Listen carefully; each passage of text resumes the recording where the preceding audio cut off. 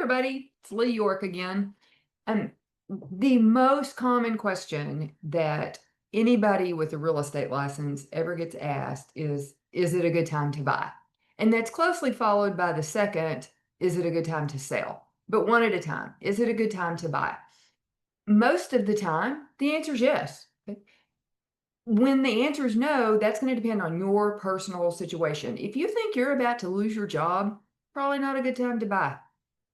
If there's some other big expense that you see coming, right, or you don't have savings, or you think your job's maybe going to transfer you, maybe you're going to be moving for some, things like that in your personal life that I can't predict, those are things that might stop you or at least give you some more question about if it's a right time to buy for you. But if all is going well on that front, then this is July of 25. I'm telling you, it's a good time to buy. And if you ask me next month, next year, next decade, because I've been doing this quite a while, it's going to be a good time to buy. And the reason is because any mistake you make, you can unmake, right? You can fix it. It can be fixed. And you don't know what the market's going to do. People say buy at the top of buy at the bottom of the market and sell at the top. Well, that's great, except how do you know?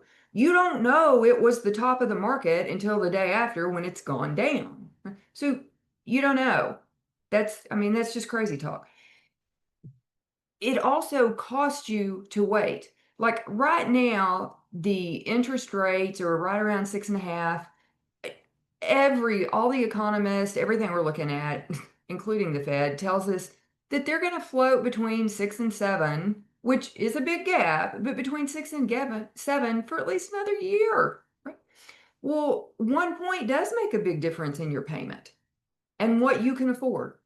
However, the cost of real estate goes up every day. It is very rare where we have an event that drives the value of real property down. Real estate values are still climbing, and they will likely continue to do so. Maybe not at the steep pace that they were in the past, but they're going up. They're not going down. And if a property's value goes up 25, 30,000 in the year that you're waiting for the interest rate to drop 0.5 point, you lose money. That's how that math works. So yes, as long as you got a job that you think you're going to have a while in that location and no big expenses, and you feel confident that you can be a responsible homeowner, meaning take care of your investment, then yes, it's a great time to buy.